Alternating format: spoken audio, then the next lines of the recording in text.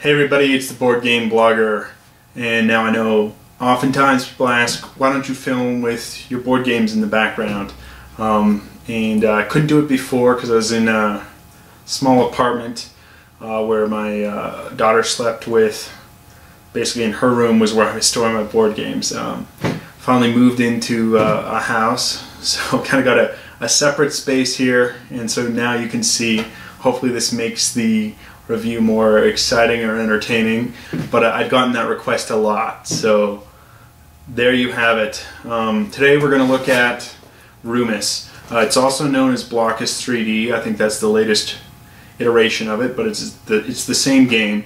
This is a really fun kind of a puzzle aspect abstract game, and you're building up your tower basically, and then you're scoring points based on looking down from the top of the tower.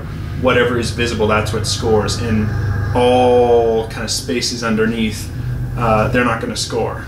So it's not, you know, that they're just kind of useless. It's how you're positioning to build it. I really like it. It's really fun. Plays 2 to 4 and plays really well too. Play with my wife a lot, and it's excellent. I think if you like puzzle style kind of abstract games, run out and get this. It's really a lot of fun. Rule book, it's pretty good. You know, it's really short. I've got the educational insights version, but there's so many versions of like Rumis and the reiteration Blokus 3D. I don't think I'm qualified to talk about how the rule book is, because you know you just don't know what copy you're picking up. But the educational insights version, the one that looks like this, rule book's well written.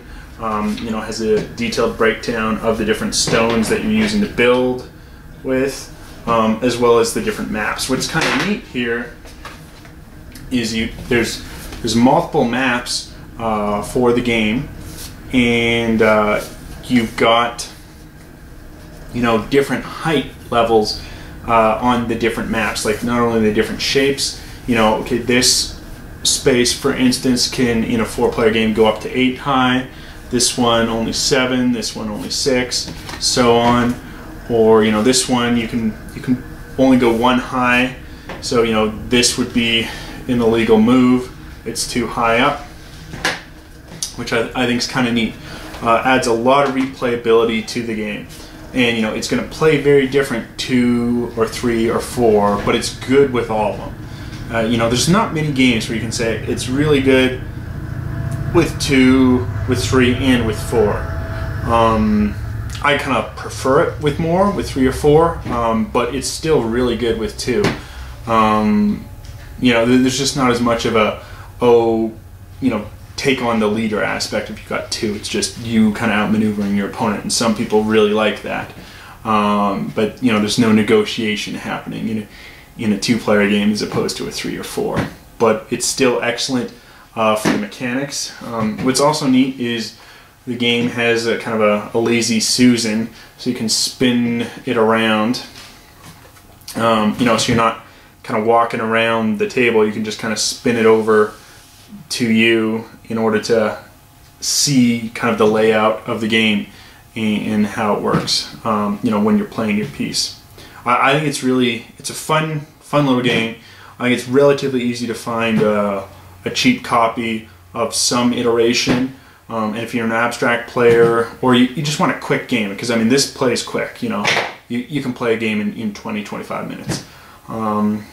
So it's a great you know, evening game, you know, just with your spouse or whatever. You know, you're not having to sit down for 2 hours or something. It's just, you know, after dinner you put down the kids, you know, you want to watch a movie and play a short game or something.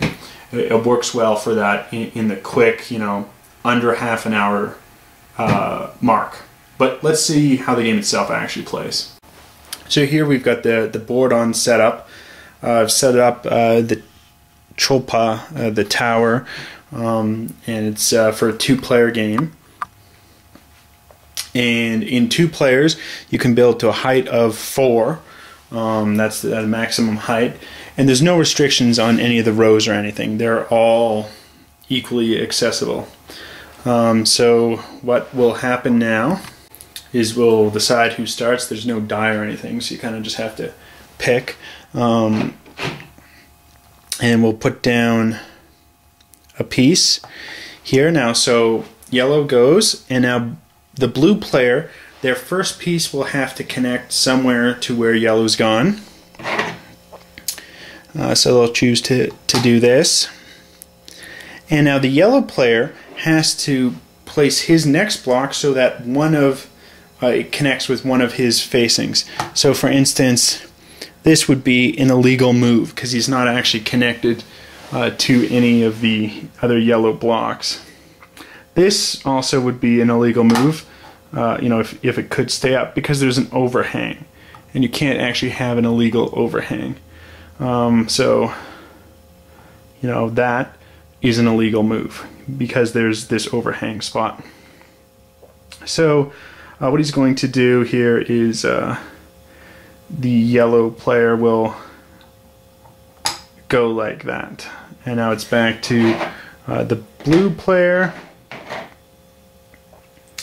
He'll choose to